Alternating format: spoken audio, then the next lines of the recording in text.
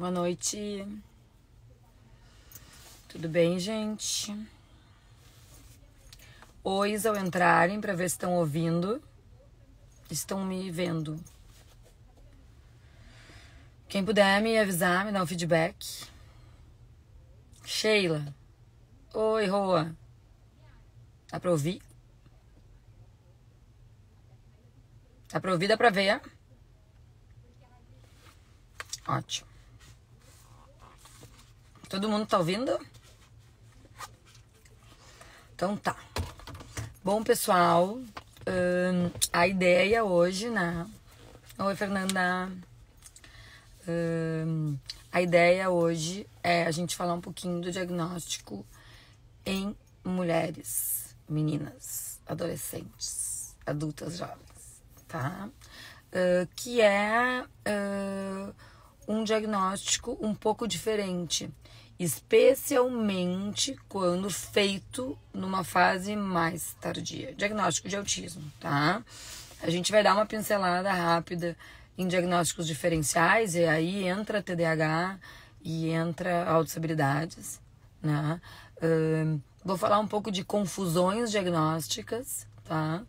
Mas a ideia maior, primeiro era na Semana das Mulheres homenagear as mulheres e falar de um assunto que tem que ser falado e que a gente sempre vai botando outras coisas nas lives, né? Mas aí a gente decidiu aqui, a equipe, que hoje seria um dia bacana de falar sobre diagnóstico em meninas e mulheres, tá? Então, a ideia hoje é falar um pouco disso. Ai, essa luz aqui. Eu tô no carro, então volta e meia. Peraí. Tem que ligar aqui. Volta e meia vai apagar a luz. Deixa eu ligar. Pra quem não sabe, quartas-feiras, o dia das minhas lives, é o dia que os meninos estão no futebol. E daí eu aproveito pra fazer a live. Agora vai ficar, eu acho. Então, às vezes tem que ser do carro. Eles jogam futebol num clube, às vezes todos os lugares estão meio cheios. E aí eu faço do carro pra ficar em silêncio, tá? Então hoje tem que ser do carro. Bom, diagnóstico de autismo em mulheres. Primeiro eu vou começar, eu vou ir subindo, tá? Com a idade. Então, começando nas pequenas. Primeira coisa mais importante de todas é assim, é muito mais comum em meninos do que meninas. Por quê? Ninguém tem... Você tá travando? Alguém disse que tá travando, eu tô me ouvindo. Tá dando pra ouvir? Bom, se não der, me avisem de novo, tá? Não tá travando, tá? Por que que é muito mais comum em meninos do que meninas? Ninguém tem certeza absoluta. Obviamente tem a relação com as questões genéticas, né? A gente sabe que o autismo é um transtorno do neurodesenvolvimento que está 98% das vezes relacionado a alguma mutação genética, que pode ser herdada ou não, mas que existe essa relação com o gene. Então, provavelmente, a incidência maior em meninos está relacionada a questões genéticas. O que a gente sabe é que existe uma incidência de 4 meninos para uma menina. Então, sim, é muito mais comum em meninos. Primeiro ponto importante. Segundo ponto importante. Se eu pego... 95% dos meus atendimentos no consultório são diagnósticos ou pessoas já com diagnóstico de autismo, tá? Então vamos assim, pegar a minha agenda. A minha agenda é proporcional a isso. Eu acho que 85% dos meus pacientes são meninos. Por quê? Porque tem mais meninos do que meninas, tá? Então essa é uma realidade que a gente não vê só em artigo científico, que a gente vê no consultório, no dia a dia, que sim, tem mais menino do que menina com diagnóstico de autismo. Esse é o primeiro ponto. Quanto à gravidade, tá? Esse é um dado, o autismo é mais grave nos meninos ou nas meninas? Esse é um dado que já teve muita divulgação de que o autismo era mais grave nos meninos. Cientificamente falando, se a gente vai procurar esse dado, vai aparecer que a maioria das vezes os mais graves tem mais meninos nível 3 do que meninas nível 3, comparando a proporção, obviamente, né? Mas no consultório, no dia a dia, eu não sei se eu vejo bem isso. Claro que eu vejo muito mais meninos, então proporcionalmente eu vejo muito mais meninos níveis 3 de suporte do que meninas. Mas eu não consigo achar que a gravidade faz tanta diferença. Mas isso é uma colocação minha, tá? Então, isso eu não sei dizer pra vocês direitinho se existe essa relação ou não. O que acontece com as meninas no diagnóstico precoce? O mais importante. Vamos falando de criança pequena. Tá. Se a criança é nível 1 de esporte, a criança pequena, a criança não tão pequena, mas ainda criança, ainda pré-escolar. O que é pré-escolar? Até os 6 anos de idade. Se a criança é nível 1 de esporte, a chance dessa criança conseguir mascarar o seu autismo sendo mulher é maior. O que eu quis dizer com essa frase? Comparando crianças, vamos pegar uma idade aí, 4 anos de idade, 3 anos de idade. Os meninos de 3, 4 anos de idade e as meninas de 3, 4 anos de idade, níveis 1 de suporte.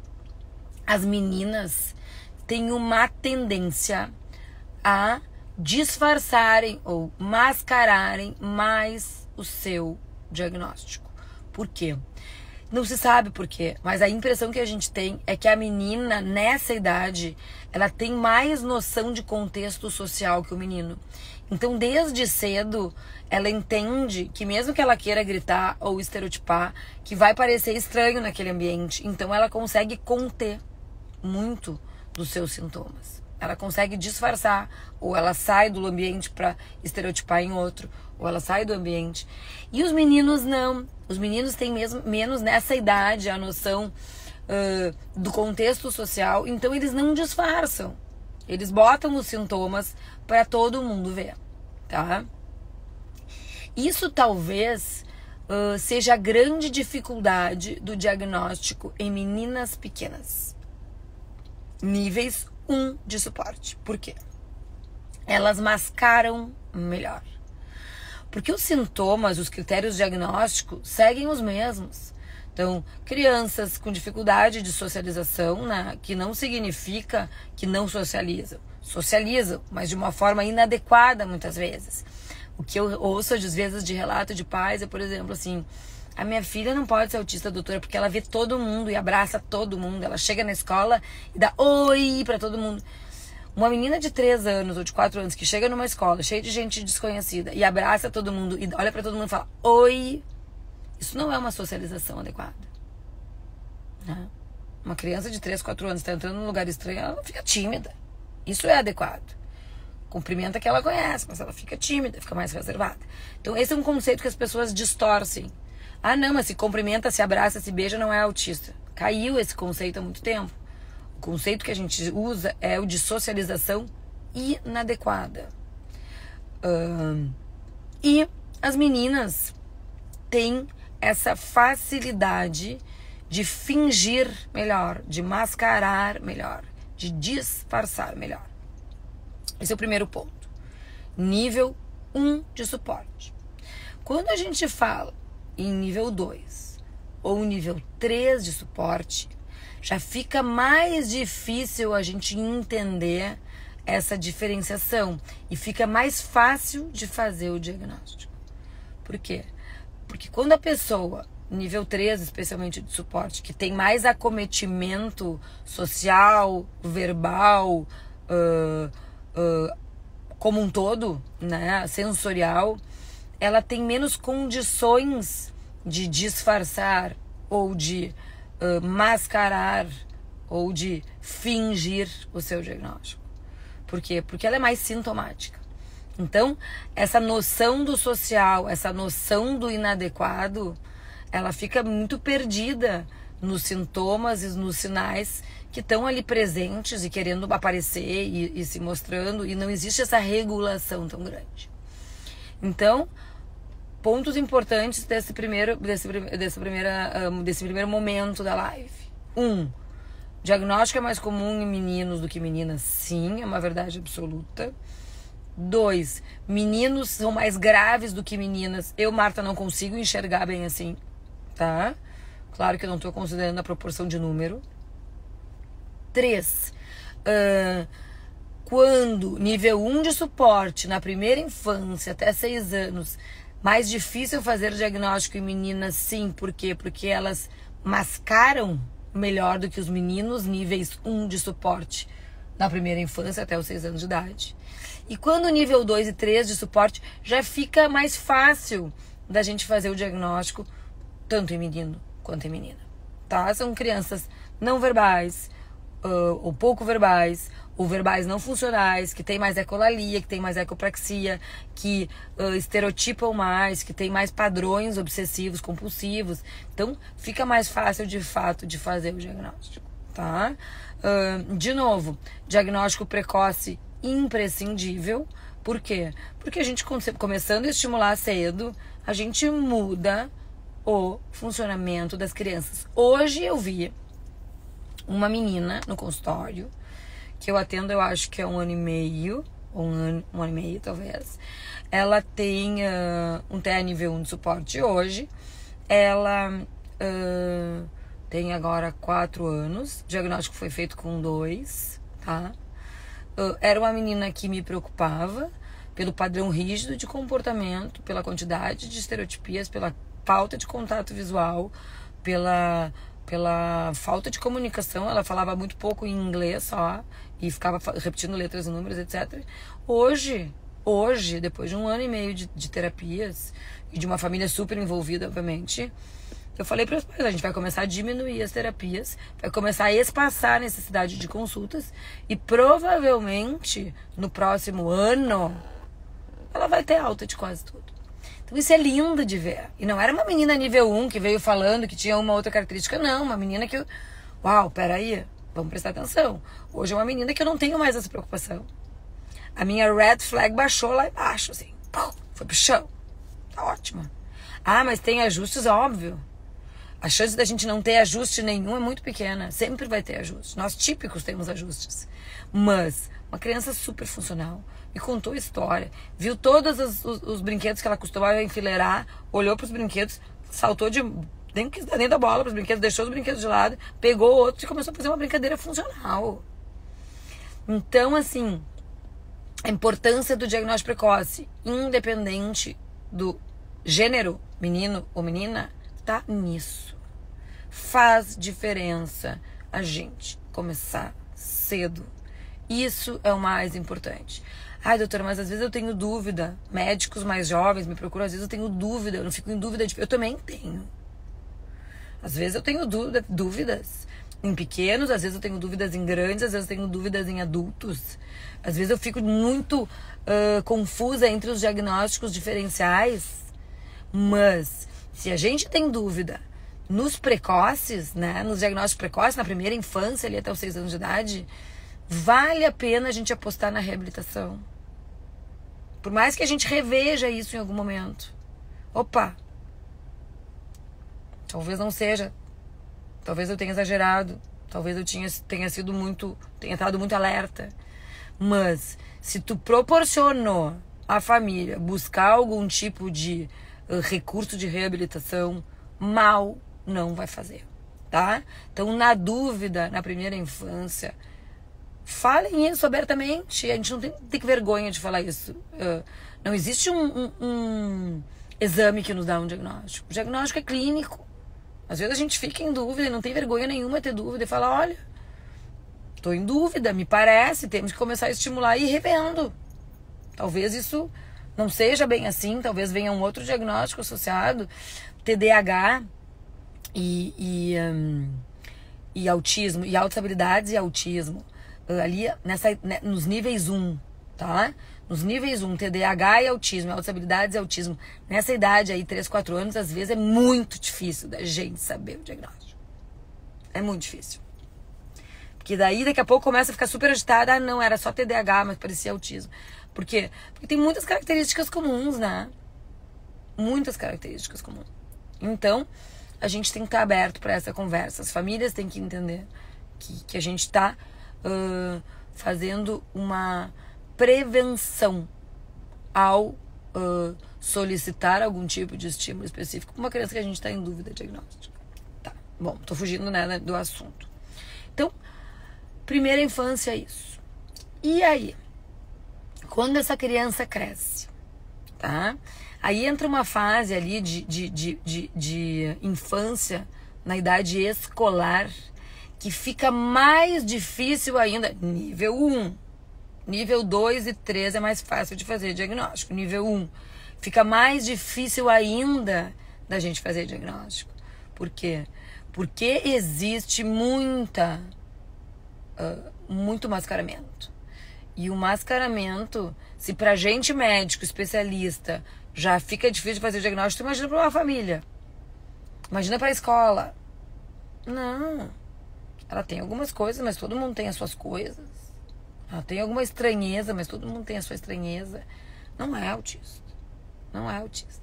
Eu recebo famílias de crianças, hoje eu recebi uma também, de crianças nível 1 de suporte, meninas em idade pré-escolar, escolar, que estão em reabilitação, e já tem diagnóstico, não é nem essas de dúvida diagnóstico, que chegam nas clínicas e as outras mães, os outros pais falam: o que a tua filha tá fazendo aqui? Ela não tem nada. Eles ficam: não, ela tem um diagnóstico. Não, impossível a tua filha ter diagnóstico. Olha o meu filho, olha a minha filha. A tua filha não tem diagnóstico. Então, sim, né? Tem uma idade, e essa idade é mais a idade escolar, que o mascaramento aparece ainda mais. Então, gente, até os 6 anos é difícil, mas é mais fácil. Dos 6 aos 12 é super difícil fazer diagnóstico de autismo nível 1 de suporte em meninas, especialmente quando o nível cognitivo é alto, quando são meninas bem inteligentes, que a grande maioria, ou pelo menos uma parte dessa população é bem inteligente, nível cognitivo alto, né, de coeficiente de inteligência alto. Elas usam mais, elas têm mais artimanhas para disfarçarem esse diagnóstico. E aí entra uma fase muito interessante, que é a fase da pré-adolescência e adolescência, especialmente a adolescência, tá? Daí eu incluiria aí dos 13 aos 18 anos, 13 aos 17, que é uma fase em que elas cansaram de disfarçar, elas cansaram de mascarar, elas estão exaustas. Elas estão exaustas de ter exaustão social, de ter ressaca social, de chegar de eventos ou de festas de aniversário ou de eventos de escola, ou mesmo da escola, em que existe um mascaramento, uma tentativa sempre de normalizar as suas questões, seus transtornos, que elas estão exaustas e que aí elas começam a pedir ajuda. E obviamente agora, com os critérios diagnósticos novos nos últimos anos de autismo, elas têm acesso a essas informações na internet. E às vezes mesmo as meninas levantam essa bandeira para suas famílias. Mãe, eu acho que eu sou autista. Como assim? Eu acho que sim. Porque elas começam a estudar. Dificuldade, cansaço social, dificuldade de relações sociais, manias, comportamentos obsessivos. Começam a estudar e começam a se achar. Hoje em dia eu tenho várias meninas que vêm para uma avaliação comigo por elas terem desconfiado do diagnóstico delas. Não foi ninguém que falou. Foram elas que foram pesquisar, ou que tem alguma amiga que teve um diagnóstico recente e que é muito parecida. E aí essa menina vem e fala: olha, eu acho que eu sou autista. E muitas vezes sim. E aí é um momento, o momento do diagnóstico de uma menina pré-adolescente, adolescente, adulta, jovem, é um momento diagnóstico extremamente delicado.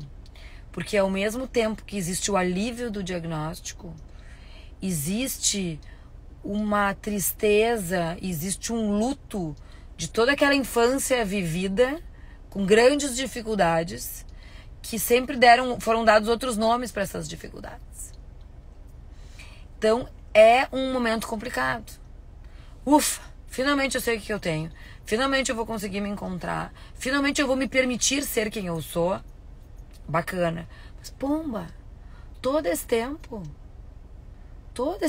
eu sofri, eu tive diagnóstico de bipolaridade, eu tive diagnóstico de TDAH, eu tive diagnóstico de depressão, que são os mais comuns. E era um autismo leve. E me deram um monte de remédio, que não era remédio que eu devia estar usando, que não me fizeram bem, e que me botaram em intervenções que não eram as intervenções indicadas. Então, existe esse mix de sentimentos nas meninas, mulheres jovens, em que o diagnóstico aparece e dá esse alívio, e dá essa ressaca, esse luto do que elas podiam ter sido todo esse tempo, do que elas mascararam, do que elas forçaram, tá? Então, normalmente, a gente começa, de novo, a gente está falando de nível 1 de suporte, talvez alguns níveis 2, nível 3 é diferente. Nível 3 são crianças mais comprometidas em todos os seus critérios e que fica tudo mais fácil e elas com menos insight, né, disso tudo. Então, o que eu vejo no dia a dia são essas meninas que no início elas ficam revoltadas com o diagnóstico, às vezes elas deprimem, e aí daqui a pouco elas... Tá bom, eu sou assim, eu sempre fui assim, eu vou me aceitar assim. Tem umas que querem começar a usar o cordão de girassol.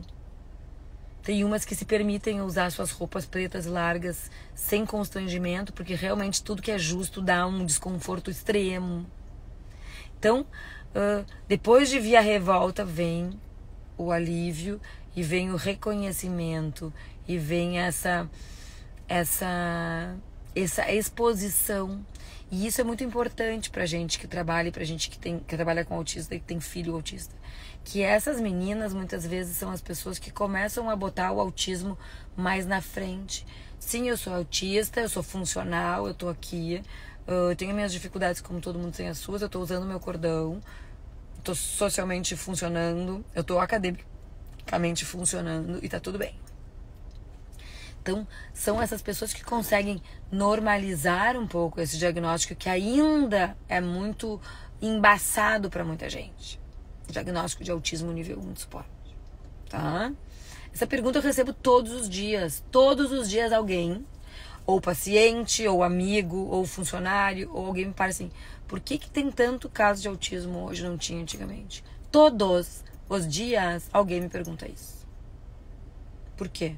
Principalmente por quê? Porque mudaram os critérios diagnósticos. E essas crianças, essas pessoas que antes tinham qualquer outro diagnóstico, hoje muitas delas têm diagnóstico de autismo nível 1 de suporte, tá? E aí entra um pouco de um assunto que eu queria falar, que é a questão dos diagnósticos diferenciais. E aí mais pegando uma faixa etária que vem aí também desses adultos jovens para os adultos, mulheres adultas, né, mais velhas, que entram com essa colocação muito clara de que eu tive vários diagnósticos ao longo da minha vida, até a gente chegar no diagnóstico de autismo. E aí, quais são os principais diagnósticos diferenciais que essas mulheres carregam ao longo das suas vidas? Bipolaridade, TDAH e altas habilidades e superdotação, tá? Por quê?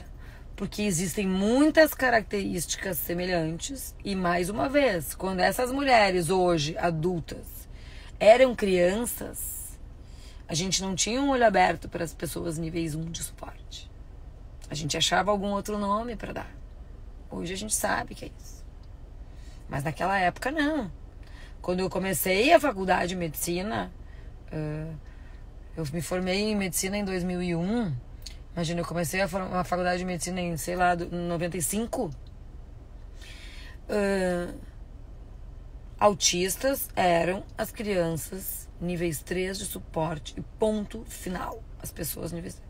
não existia nível 2, não existia nível 1, não existia pessoas funcionais, socialmente funcionais com diagnóstico de autismo. Porque não existia esse critério diagnóstico, tá? Isso mudou. E isso é ruim porque aumentou muito o número? Não. Para a população em geral, isso é bom, porque nos permite, sim, proporcionar intervenção precoce para pessoas que não teriam esse acesso, tá? Bom, então, esses são os diagnósticos diferenciais. Por que são esses os principais? Porque existem muitas características comuns, tá? Entre elas questões sensoriais, entre elas questões obsessivas, compulsivas, entre elas questões sociais, né?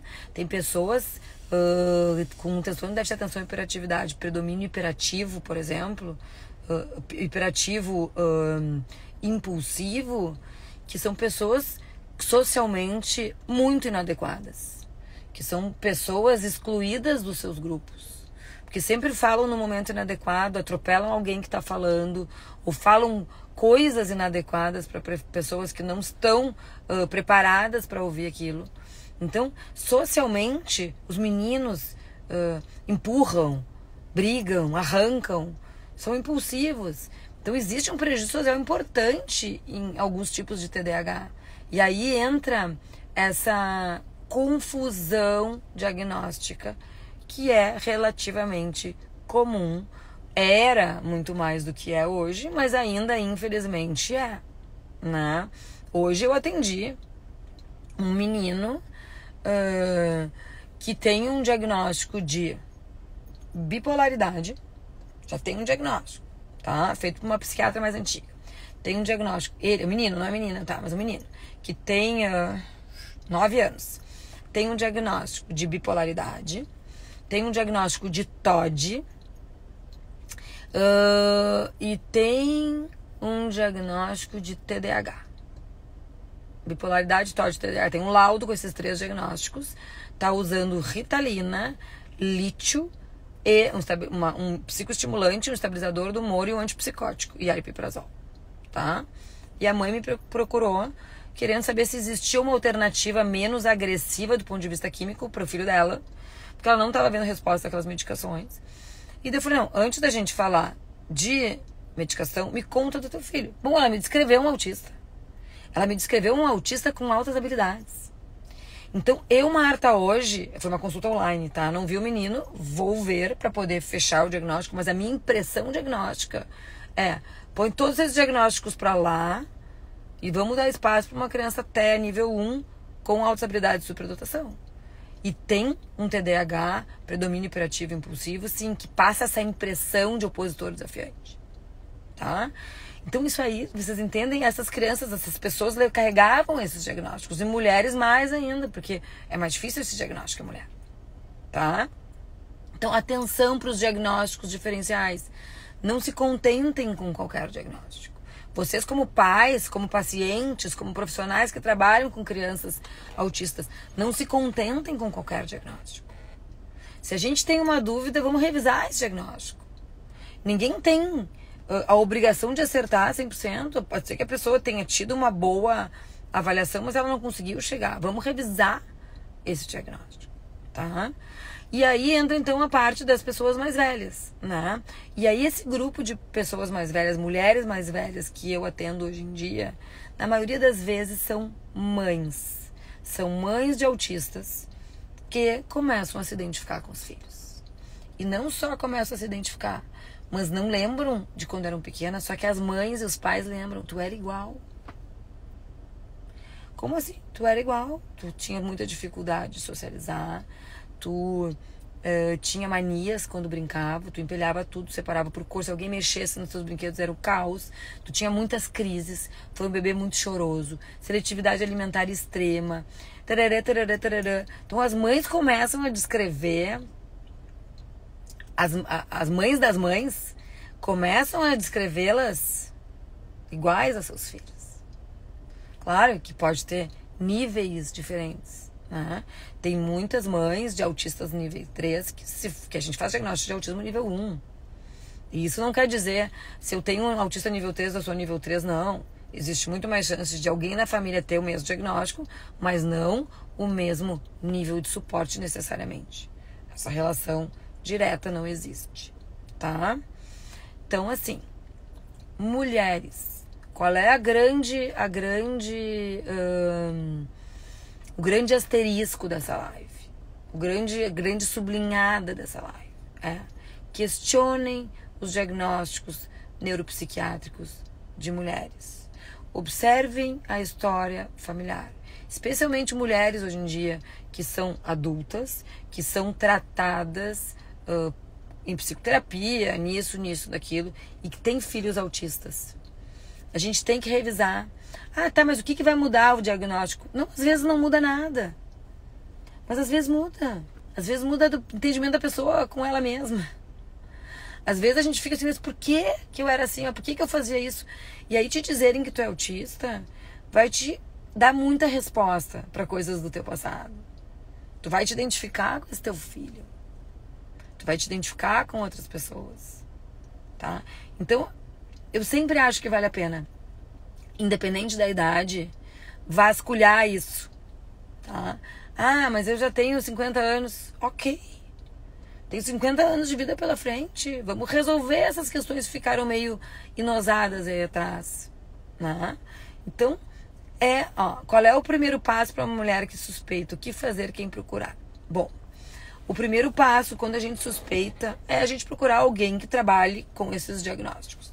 Ou um neurologista, ou um psiquiatra, ou um clínico geral, ou algum médico que trabalhe com desenvolvimento infantil, mesmo tu sendo adulta, porque são pessoas experientes em diagnósticos. Né?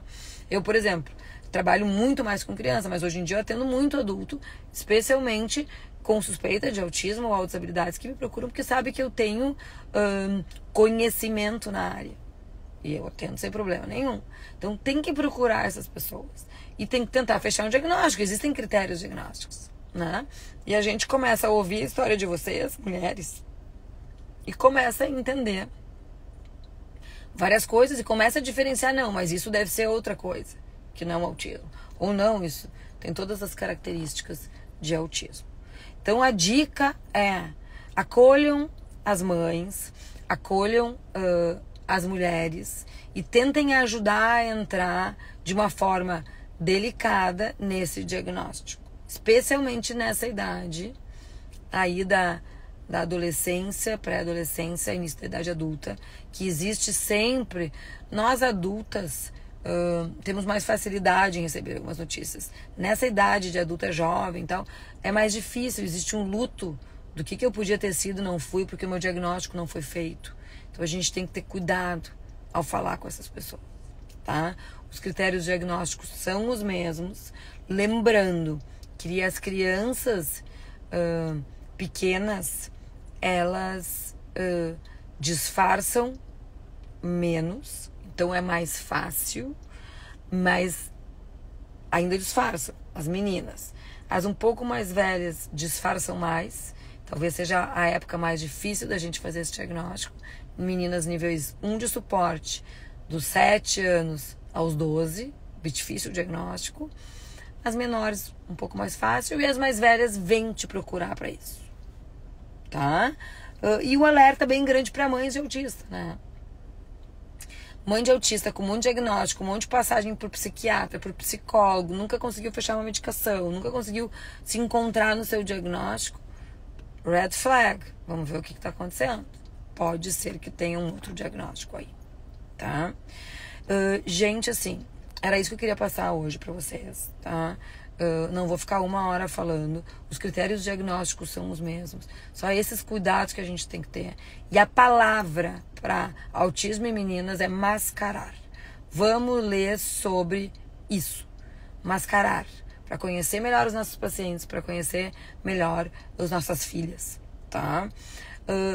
Antes de encerrar, eu quero que vocês, que a maioria das pessoas que estão aqui hoje, obviamente, são pessoas envolvidas com autismo de alguma forma, que vocês leiam a questão que foi postada hoje do ABA, tá?